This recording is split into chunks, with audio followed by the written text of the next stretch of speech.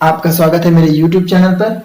आज हम जानेंगे प्लाज्मा झिल्ली के बारे में। लास्ट क्लास में हमने कोशिका के बारे में पढ़ा था और कोशिका के अंगों के बारे में, लेकिन हमने डील नहीं किया था। इस वीडियो में हम डील करेंगे प्लाज्मा झिल्ली से। स्टार्ट करते हैं। तो दोस्तों, प्लाज्मा झिल्ली आपके कोशिका के सबसे बाहरी लेयर का हिस्सा है। यही वो भाग है जो कि इसके बाहर का क्षेत्र है को इसके अंदर कोशिकांग पाए जाते हैं। तो वह झिल्ली जिसके अंदर कोशिकांग पाया जाता है, यह कोशिका की बाहरी झिल्ली को ही हम क्या कहते हैं? प्लाज्मा झिल्ली। प्लाज्मा एक अवस्था है जो कि द्रव और ठोस के बीच का अवस्था कहलाता है। यह पदार्थ का चौथा अवस्था है जिसे हम प्लाज्मा अवस्था कहते हैं। उससे पहले ठोस, द्रव और गैस तीन अवस्थाएं पाई जाती हैं। चौथी अवस्था को हम प्लाज्मा कहते हैं। इसीलिए इसका नाम प्लाज्मा झिल्ली पड़ा, क्योंकि यह अर्ध ठोस झिल्ली है। साथ ही साथ सिलेक्टिव परमिएबल अर्थात अर्ध पारगम्य झिल्ली है। यह चयन करके ही चीजों को अंदर या बाहर करती है। तो आप इसमें देख सकते हैं, इसकी संरचना में हमको फॉस्फोलिपिड की दो परत दिखाई देती है। पहली परत ये है, दूसरी परत ये है। इस तरह से यह एक पूरा इकाई बना है। मतलब ये पूरा एक, अगर हम इसको एक भाग माने तो यह इस तरह से दो झिल्ली ऐसे बना होगा।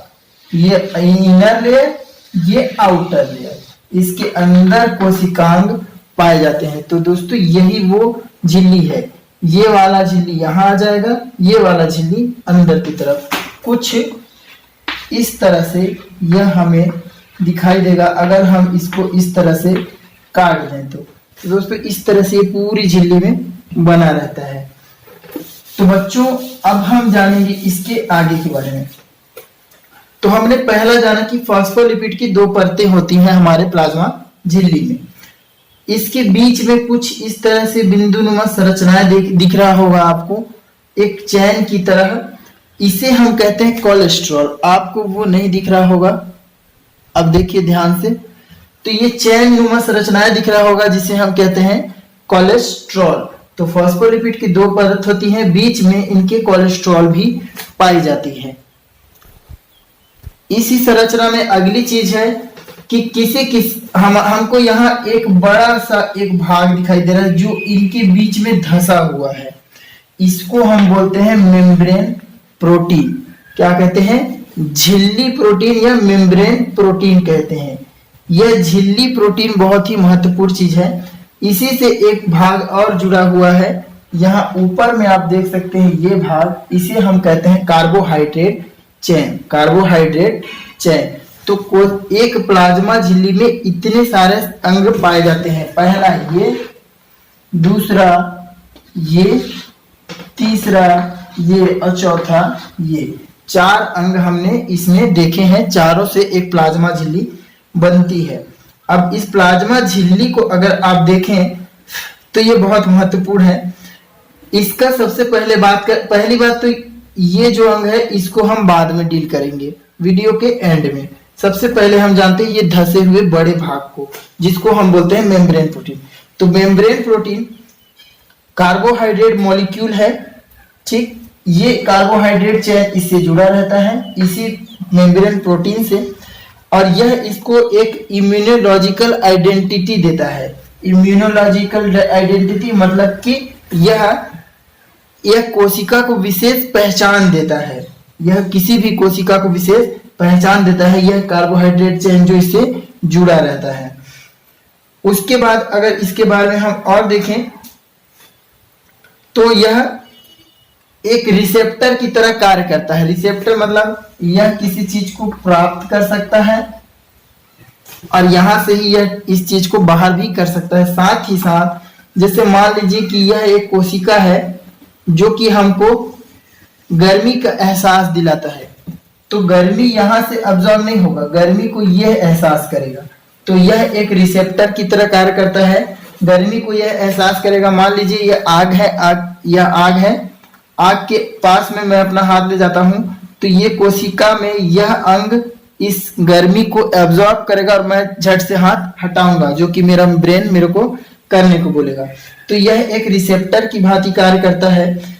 और कुछ इसमें ऐसा भी होता है कि ये कुछ एंजाइम भी बाहर कर सकता है, एंजाइम सिक्रेशन वाला भी कोशिकांग हो सकता है। तो प्लाज्मा झिल्ली की बाहरी परत में जो मेम्ब्रेन प्रोटीन है, यह कोई एंजाइम भी स्रावित कर सकता है। और चौथा है कि यह ट्रांसपोर्ट का माध्यम बन सकता है, मतलब यहां से अंदर की तरफ अगर कोई चीज जा रहा है या यहां से बाहर की तरफ, तो यह एक चैनल की तरह कार्य करता है, एक दरवाजा की तरह कार्य करता है। तो इस प्रोटीन, मेम्ब्रेन प्रोटीन का एक बहुत महत्वपूर्ण हिस्सा था।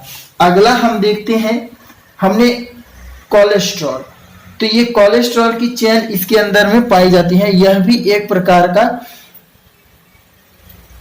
क्या है, लिपिड या प्रोटीन का भाग है। कोलेस्ट्रॉल जिस तरह तीन चीजें होती हैं, लिपिड, प्रोटीन और मतलब वसा, प्रोटीन, उसी से बना हुआ है कोलेस्ट्रॉल।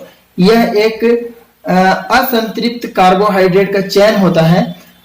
अगर यह इन चैनल के बीच में बढ़ जाता है, कोलेस्ट्रॉल की मात्रा बढ़ जाती है, तो इसकी मोटाई बढ़ जाती है। और जैसे जैसे ये मोटा होगा, तो जिस भी नस में, मान लीजिए यह नस है हमारा, यह नस है, अब ये हमारा मेम्ब्रेन है, डबल लेयर मेम्ब्रेन, यह वह क्षेत्र है जहां से हमारा ब्लड पार होता है।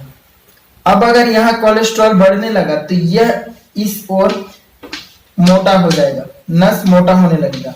जैसे ही नस की मोटाई बढ़ेगी, तो बीच में जो रास्ता था जहां से ब्लड फ्लो होता था, ये वाला जो रास्ता था, ये सकरा होता जाएगा।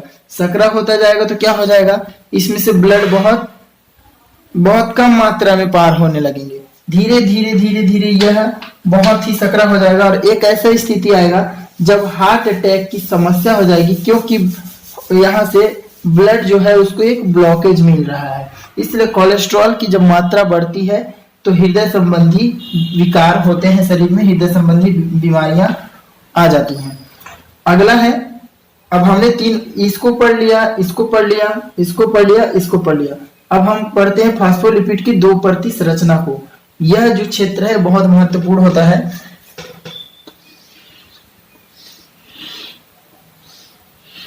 इसे हम कहते हैं हेड और इसे हम कहते हैं टेल। यह हेड है और यह इसका पूंछ है। यह कुछ इस तरह से रहता है। यह हेड है, यह टेल है। इसी तरह नीचे वाला भी यह हेड है और यह टेल है, और ये कुछ इस तरह से एक दूसरे में धसे हुए रहते हैं। और यही संरचना बार बार रिपीटेशन में जाती है और हमारा प्लाज्मा मेम्ब्रेन का निर्माण करती है। तो यहां पास हेड है और टेल है। हेड जो होता है इसे हम बोलते हैं हाइड्रोफिलिक, ठीक है। क्या बोलते हैं, जल, मतलब हाइड्रोफिलिक कहते हैं। इस ऊपरी भाग को हम बोलते हैं हाइड्रोफिलिक या जल रागी, जल रागी भाग, हेड। और टेल को हम बोलते हैं जल विरागी, जल विरागी या हाइड्रोफोबिक। तो इसको आप बोलेंगे हाइड्रोफोबिक एंड, जल रागी को हाइड्रोफोबिक। आपने बीमारी सुना होगा हाइड्रोफोबिया, मतलब क्या, पानी से डर लगना। पानी से डर लगना को हाइड्रोफोबिया बोलते हैं। तो हाइड्रोफोबिक एंड और ये हाइड्रोफिलिक एंड। तो मतलब यह है कि यह क्या है, पानी में घुलने वाली चीजें यहां से अंदर जाएंगी। ये आंतरिक जो भाग है यह पानी को पसंद नहीं करता है, इसलिए यह क्या करेगा, इनके बीच से पानी जाएगा। यह एक रास्ता बना देती हैं, अलग अलग पाइप की भांति कार्य करती हैं। ये पाइप है, मान लीजिए ये, तो यहां से जल तो चला गया, लेकिन यहां से फिर ये जो कैनाल है, ये जो है ये जल को पसंद नहीं करते। तो कुछ इस टनल से पानी चला जाएगा, कुछ इस टनल से चला जाएगा, तो ये बीच बीच से टनल से चला जाएगा। हेड है जो ये पानी को एब्जॉर्ब कर सकता है। तो इसके बारे में यही है। अब आपसे प्रश्न किस प्रकार से पूछा जाएगा कि फास्फोलिपिड, जो प्लाज्मा मेम्ब्रेन की जो फास्फोलिपिड परत होते हैं उसमें, उसके बारे में बताइए। तो क्या है, हेड हम जानते हैं और उसमें टेल होता है। दो संरचना है। हेड जो रहता है वह जल को पसंद करने वाला होता है, टेल होता है जो जल विरागी भाग है।